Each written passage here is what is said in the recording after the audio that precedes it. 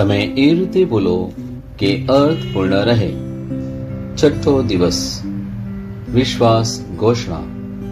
હું મારા જીવન પર વિશ્વાસનો વારસો જાહેર કરું છું.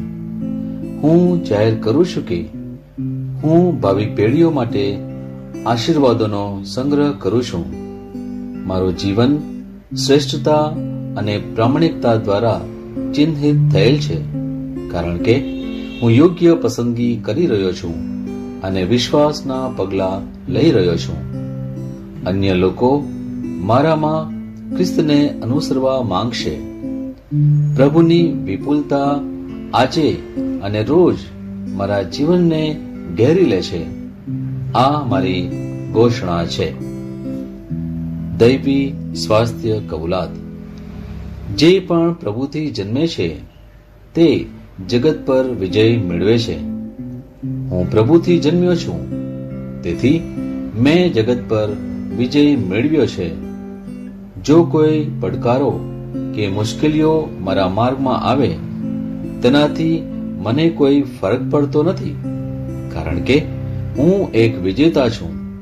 કારણ કે હું પ્રભુથી જન્મ્યો છું, હું બધી બાબતોમાં વિજયી છું. હાલેલુયા. હું જે પણ ઈસુના નામ પર બોલું તે થશે જ. હું મજબૂત છું, હું તંદુરસ્ત છું, હું ધન્ય છું, હું સમૃદ્ધ છું, હું શક્તિશાળી છું, હું અભિષિક્ત છું, હું મુક્ત છું, હું પ્રભુનો વિશ્વાસી છું, હું પ્રભુ અને મનુષ્ય દ્વારા પ્રિય છું. હું જે જોઉં છું તે નથી બોલતો, પણ જે જોવા માંગુ છું તે બોલું છું.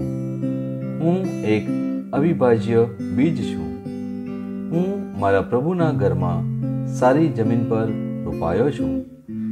હું મારા ઈશ્વરની વાડીમાં નારિયેળના ઝાડની જેમ ફૂલું ફાલું છું. હું ખરા સમયમાં મબલક પાક આપું છું.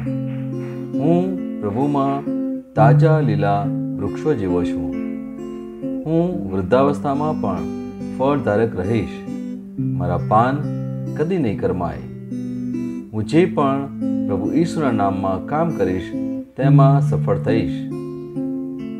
ઈસુના નામમાં વસ્તુઓ હંમેશા મારા માટે કામ કરી રહી છે. હું ખ્રિસ્ત ઈસુમાં દરેક આત્મિક આશીર્વાદ મેળવનાર છું. હું મારા મનને ખ્રિસ્તના મન જેવું સંપૂર્ણ થવાનું કહું છું અને તેને નિર્દેશ આપું છું કે તે પ્રભુના વચનો દ્વારા ચાલે. હું મારા રજ્જુ અને ચેતાને જીવનની વાત કરું છું. હું મારા સ્નાયુઓ અને અસ્થિબંધન માટે તાકાત બોલું છું. હું મારા હૃદય સાથે જીવન શક્તિની વાત કરું છું. હું સામાન્ય શ્વાસની પ્રક્રિયા જાળવવા માટે મારા ફેફસા અને પેશીઓ સાથે વાત કરું છું. હું મારી કિડની, યકૃત અને સ્વાદુપિંડને સંપૂર્ણ સ્વાસ્થ્ય અર્પું છું. મારા લોહીના દરેક કોષમાં જીવન છે. મારા હાડકાં, સાંધા અને નાજુક અસ્થિઓ ગોઠવાયેલા, મજબૂત અને મક્કમ છે. મારી આંગળીઓ ઉત્તમ રીતે કાર્ય કરે છે.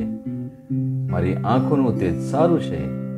મારા કાન શ્રેષ્ઠ રીતે કાર્ય કરે છે. મારી ત્વચા નવા જન્મેલા બાળક અને ઈશ્વરની સુંદરતા જેવી મુલાયમ અને તંદુરસ્ત છે. મારા વાળના મૂળ સજ્જડ છે. હું મારા વાળને મજબૂત રહેવાનો આદેશ આપું છું અને જ્યાં વૃદ્ધિની જરૂર હોય ત્યાં હું વાળ ઉગવાનું કહું છું. મારા દાંત, અવાળા, જડબા, રક્તવાહિની બધું જ સ્વસ્થ, મજબૂત અને સંપૂર્ણ છે. મારા બધા હોર્મોન્સ અને ન્યુરોકેમિકલ ટ્રાન્સમીટર એકબીજા સાથે સંપૂર્ણ સુમેળમાં છે અને તેમના કાર્યોને સામાન્ય રીતે ચલાવી રહ્યા છે. મારું પાચન તંત્ર તંદુરસ્ત છે. તમામ ખોરાકને પચાવવા સક્ષમ છે. મેં તમામ પ્રકારના વ્યસનો એટલે કે આલ્કોહોલ, નિકોટિન, ડ્રગ્સ, ખાવાનું પીવાનું, ટેકનોલોજી, મીડિયા, વિલંબ, ગપસપ, આળસુ, અતિશય બળજબરીપૂર્વકની ખરીદીઓ અને પ્રભુની આજ્ઞામાં તમામ પ્રકારના ભોગવિલાસ લીધા. જેમ ઈસુ છે તેમ હું પણ છું.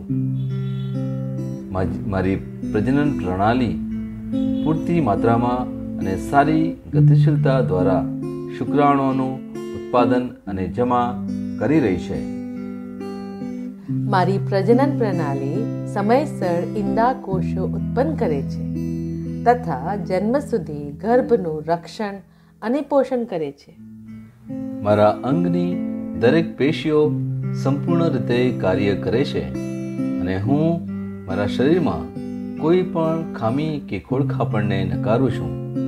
મારી સંપૂર્ણ માનવ શરીર રચના અને શરીર વિજ્ઞાન ખ્રિસ્ત ઈસુમાં પૂર્ણ થયેલ છે. ઈસુના નામે હાલેલુયા, આમેન. ઈશ્વર પિતા મને પ્રેમ કરે છે, હું જાણું છું. ઈશ્વર પુત્ર મને પ્રેમ કરે છે, હું જાણું છું.